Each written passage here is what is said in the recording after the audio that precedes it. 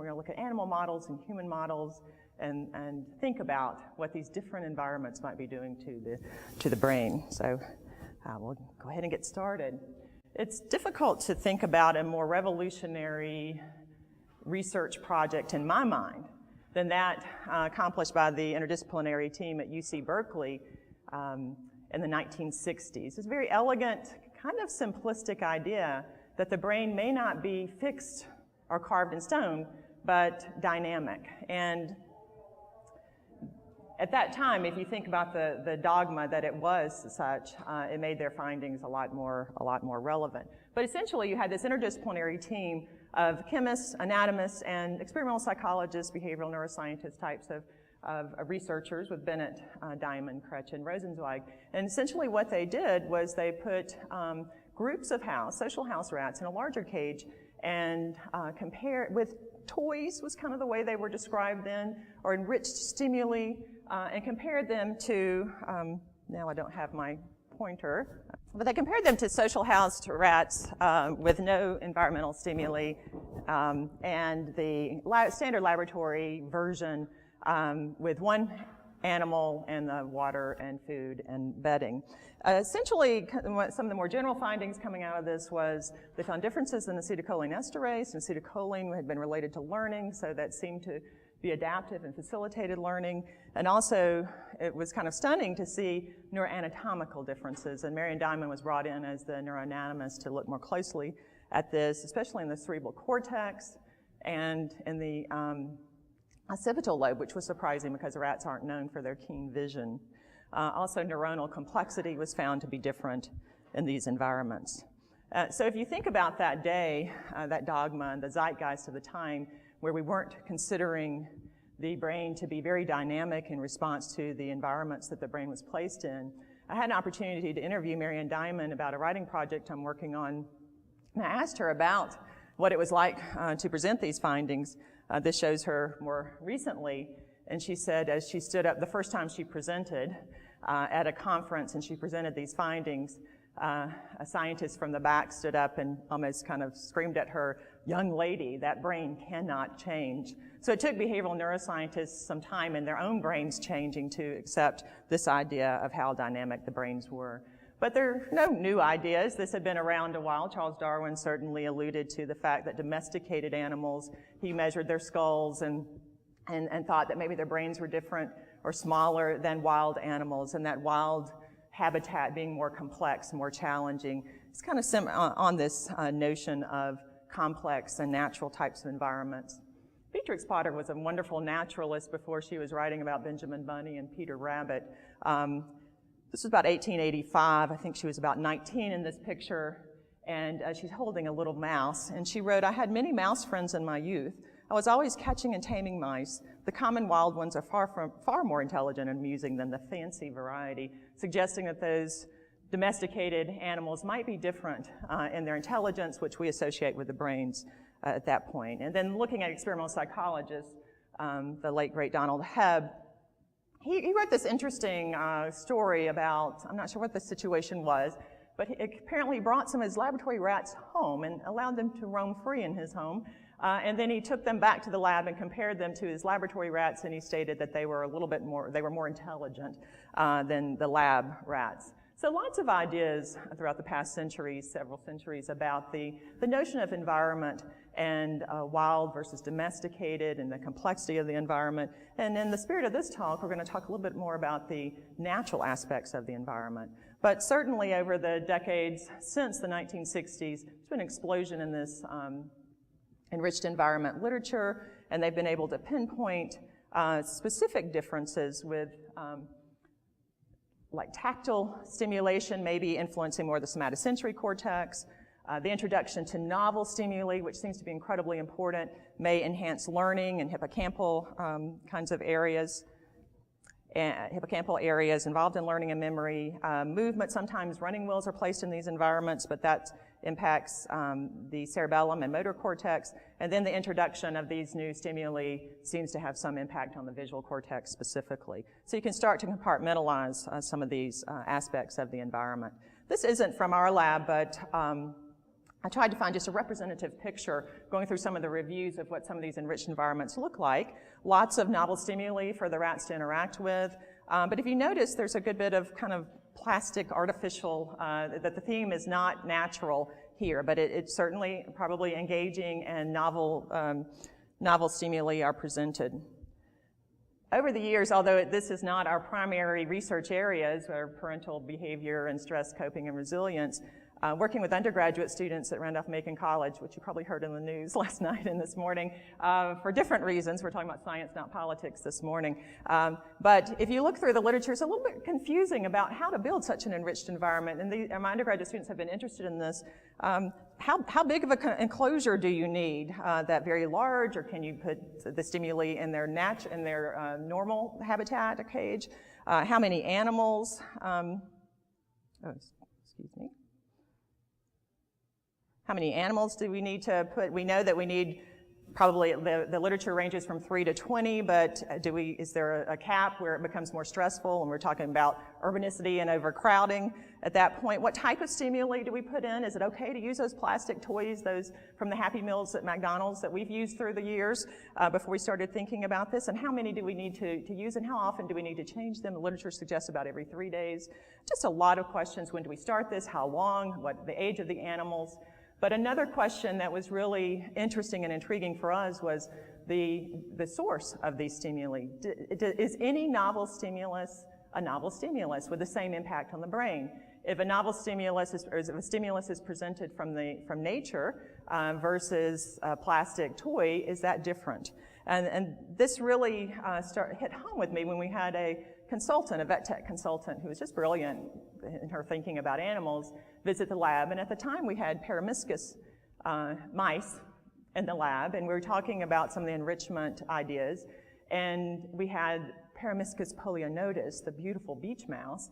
And she said, you know, the obvious enriched environment for the beach mouses, or just housing, is to put sand in their cage. And I thought, wow, that's interesting. So this sparked a senior project by Molly Heyer, who is now a doctoral student at University of Maryland. And we had different species of these polionotus, the common deer mouse, and we did wooded environments and beach environments. And we learned two things in this multi-species, multi-habitat project. One was that these natural elements did seem to be doing something really different for the animals. They were, especially these beach mice, it's like they brought in heavy equipment over the night to move sand. They worked so hard. So we knew that qualitatively it was worth pursuing. But secondly, we knew we were a little bit over our heads with so much variability and the messiness. So we knew that we needed to streamline and go back to the rats in a more systematic study. Again, this is not a new idea. And when I was able to interview Marianne Diamond, I'd asked her about why always kind of the artificial stimuli and not natural. She said, you know, we played around with some natural habitats, but it didn't get off the ground in a systematic way. And if you look in the 1972 version of Scientific American, and this was the cover article about these enriched environments, embedded in this article, indeed, they do have this, what they call semi-natural environment. And it was outside. It was a concrete apparatus with dirt, sand in it, and these logs and natural stimuli. And in this article, they say that this research is ongoing, but they had looked at a couple of brains from the natural versus the laboratory-enriched environments, and the brains from the natural habitats were heavier than the laboratory-enriched environments. At this point, they're saying, as impressive as these artificially enriched environments in the laboratory are, it's not a match for the actual habitat, or this was a semi-natural, it wasn't really even a wild habitat. I imagine that this got messy like our work did, and it was hard to regulate, and when you have animals outside versus the lab, I can understand why they probably went back to the laboratory with this. But we wanted to give it a try to bring a little bit of nature into the lab, so these aren't natural habitats, but naturally enriched, or using natural elements. And so we had our standard laboratory condition. Well, it was socially enriched. We wanted to use the same large cage for all of our groups, and we had 10 animals, so this is not the standard impoverished laboratory condition, it's the social enriched, but that was our standard. And then we had the more traditional laboratory enrichment with plastic toys and things to engage the animals. And then this was our natural habitat. We brought autoclaved everything. They had a dirt for their bedding, and sticks and rocks and pine cones, and brought that in, and these were all changed at the same, with the same frequency. And then just to mix it up a little bit, we had a combined environment where we had half artificial and half natural stimuli. So in the kind of the theme of the talk, maybe the plastic or the artificial is our urban environment. This is our rural or country environment with the natural elements, and maybe our suburban environment with a combination of the two. Of course, we've controlled for the number of animals, so we don't have increased density like we would in some of the urban environments. So what we did was we kept these animals all male. We're bringing females into the lab this summer in accordance with all the news about the sex differences, and we should have been doing it all along. But we exposed the animals to this environment for 4 weeks, and then we were focusing more on cognitive tasks, since that was reported more in the literature. We did a novel object preference task, a cricket hunting task, and a forced swim task to look at some emotional responses as well, so we could look at neuroendocrine responses, and then at the end we did a few brain measures. For the cognitive task, these were the elements that we used for the novel object task, where they're asked to remember if they've been exposed to a certain stimulus, and if they explore one more than the other, that means that they remember the other one and they're learning about this new one. The cricket capture or hunting task, it's kind of cognitive motor attention, and it's very ecologically relevant. They're exposed to crickets in their home cages, so they know a little bit about them. And then in this larger arena, they have to focus on them and then actually catch these crickets. You'll learn, Craig Kinsley will talk a little bit more about this. We found that our maternal animals are just wonderful at this task compared to virgin rats. So with these two cognitive tasks, we did not find any differences among these groups, even our standard group. But remember, our standard group was socially enriched. So behaviorally, we weren't seeing any difference here. For our emotionally challenging or emotional stress kind of task, we looked at diving, and I know we use a larger tank. I like to look at swim and diving and water exposure a little bit differently, but we looked at floating and swimming. And the animals don't dive much, but when they do, I think it's a really bold, seems to be a bold behavior when they haven't been exposed to water. Our natural animals dove, the latency to dive was significantly lower. They did it faster than the other groups, and they dove more. Again, it's not a lot of diving, but that group was more likely to dive than the other groups. Looking at the brain measures, this was a student project. We were looking at glial and neuronal cells related to cognition, and we focused on retrosplenial cortex here, involved in some interesting literature about cognitive control, and then our nice traditional hippocampus. I looked at GFAP, NUN, and BDNF, and we were using light thresholding analysis to be able to look at the amount of immunoreactive tissue here. And found a couple of differences. NUN was higher in the natural animals than in the lab standards in the retrosplenial cortex, and GFAP higher in the natural animals than the other groups in the medial dentate gyrus.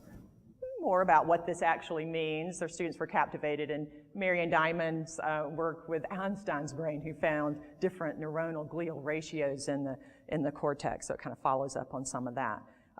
Maybe most interesting about this was the emotional. We found the diving difference, but not the cognitive behavior difference. But then when we looked at the DHEA-CORT ratio, now we're starting to look at DHEA in addition to CORT, and Massimo Bardi, who's in the audience, collaborated in all this work, champions this effort in the lab. Another adrenal steroid hormone, but that literature suggests that it might buffer the toxicity of the CORT, so the higher that DHEA-CORT ratio apparently is more adaptive and maybe a little bit less toxic for the animals. And in our other rat research, we found some nice correlations there, but the natural group had higher levels than all the other groups. So we were interested, intrigued. We wanted to focus a little bit more on emotional than cognitive behaviors, since that was standing out a little bit more. We wanted to standardize this more systematically. So we looked at the environments, and we were very clear in this next study that we wanted to have, now I've lost my pointer, functionally a climbing enrichment stimulus. We had a stick in the natural and a rope. These are just examples. We changed them up. a hiding structure. This is a plastic ball versus a log, and manipulating objects, toys, plastic toys versus rocks or something like that. So we were very systematic about the function. The bedding and the natural environment continued to be dirt that was autoclaved. All those were autoclaved, and corncob bedding. We did not do the suburban or the mixed environment here. I want to streamline a little bit, and we had our standard laboratory social control animals. So looking at what we found behaviorally, we did the novel object open field task, more of an emotional task, and found that our natural animals engaged in less freezing than the laboratory animals. We also did a predator odor task with fox urine presented into the cage, and the natural animals engaged in the latency to start defensive bearing, which in some cases is thought to be a measure of anxiety. Maybe they did not perceive that as threatening, which may be good or bad if you're actually out in the wild. We also exposed them to trying to replicate some type of escape tasks where you'd have to have control over your emotions to problem solve. This is a large aquarium that has a gap underneath here. They've had some exposure knowing that you can go underneath to get out of this tank, but with the water there, it's a little bit more confusing and challenging. So they have to dive underneath and climb out. We, 60 minutes later, sacrificed them so we could look at phosphoimmunoreactivity and the amygdala, and we found that the laboratory animals had higher phos activity than both the enriched groups there. So maybe the threat was a little bit more pervasive. We also looked at nucleus accumbens, trying to tap into motivation. We looked at the core and the shell. We did not find any differences in the shell, but the core that's more closely related to the striatum and perhaps movement in the escape. The natural animals had more activation than the laboratory standard animals. So if you put the package together with the amygdala threat assessment and the motivation, or maybe suggested by the accumbens core, maybe their emotional regulation was a little bit more adaptive or different than the other groups. I know we're going to hear some human work later, but this was interesting in comparison to Letterbogen's work that was published in Nature, where he categorized where they were coming from, more urban environments, a town, and rural, based on the number of people in their hometowns or cities, and exposed them to a challenging task, a stressful task, while he was in fMRI, and found the biggest difference was that the urban dwellers had more amygdala activation. So maybe these models can be used as animal models. Now, when you think about, why is this different in these animals? If you just expose them to a novel stimulus, shouldn't it be the same, whether or not it's a pine cone or a plastic block? So we wanted to look to see what these animals were doing in these environments when we weren't looking. They're saying it's midnight, do you know what your kids are doing? Well, it's dark cycle, do you know what your rats are doing? Is what we wanted to ask. We put a plexiglass panel on one night. This was 2 weeks into this environment, the second study, and just recorded for an hour, and then students under Dr. Massey's supervision went back and scored every single animal in every single environment. So if you need a couple hundred hours of work for a student, this is something good to do. And this is the standard environment. They're hanging around the sides, which you see is common in rats. Exploring the cage. A little bit of grooming, eating, nothing too terribly exciting. We'll go on to the next one. This is the artificial environment. They had a rope to climb on and a plastic hiding area and other things here. Not too different than the standard laboratory environment. Still exploring the cage and such. And then the next one, we'll go ahead and be ahead of the game here. And we're really kind of surprised at our naturally enriched. It doesn't take data, but I'm going to show you some data to see that this is quite different. They're in the center, they're hopping around, they're active, they're exploring. So if we're beginning to look at the brain, or I am, as this contingency building organ, about how it's building probabilities about interacting with the environment, it looks like this might be stimulating more of this, more interactions here, so that could explain some differences that we're seeing. So again, these are just new data coming out, but looking at object interactions, which obviously the standards can't do. They didn't have the objects, but the natural are interacting with objects more during that hour than the artificially enriched animals. Cage interactions, you saw them kind of rearing up on the side of the cage. The natural animals, that's what the N here is for, engaged in more cage interactions than the other groups. And I might have thought, or we did kind of think that the social control animals, since they didn't have the other objects, would engage with the cage more. We also thought that they might engage with each other more in social responses. But again, our natural animals seem to be more engaged in everything virtually that we're looking at during this time. So this interaction with these stimuli and the nature of these stimuli could be quite important. And this does kind of it's related to some of our other work with emotions and resilience, where we have contingency training with animals where they are trained to dig up, very simply, a Fruit Loop, and they're relating their effort and the reward. We call this effort-driven reward, and the non-contingent animals are merely given their Fruit Loops. We also call these the trust fund rats. And then when you give them a cognitive challenge task, the workers, which is our contingent group, they always engage in this task longer. We've done several studies here. It's almost like learned persistence as opposed to learned helplessness.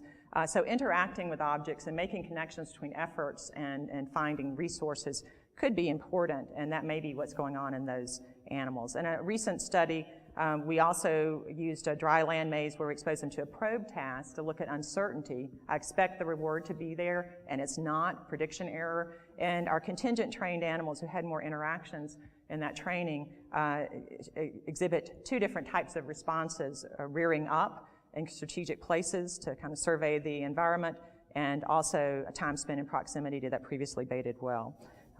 And so the type of environment, the number of objects we have in it, the nature of the elements, I've related some of this to depression, and in our technologically advanced world, regardless if it's in the country or the city, as we take away our interactions with objects, it might have some profound effects on our brains.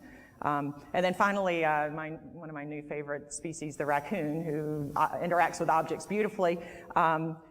Can't bring these guys into the lab, wouldn't want to, but working with Stan Garrett at Ohio State University, who has access to animals in Illinois outside of Chicago at the Max McGraw Wildlife Center, totally natural environment, and a park near Chicago O'Hare Airport. We're still natural, but the animals forage in these trash cans, and they love to get fried chicken, donuts, and french fries and things that humans leave for them. So it's a little bit of difference there. Working with the wildlife preserve officers who have to trap these animals and trying to be opportunistic ourselves to get some tissue when they do this, because they're doing biomonitoring on these animals, we were able to, and this doesn't show up very well, it's better on the screen, the naturally foraging raccoons who have to forage in the streams and such, and catch frogs and lizards compared to the park raccoons who eat out of the garbage can had higher DHEA cohort ratios. And we're very excited to explore this further, really getting out into the field here.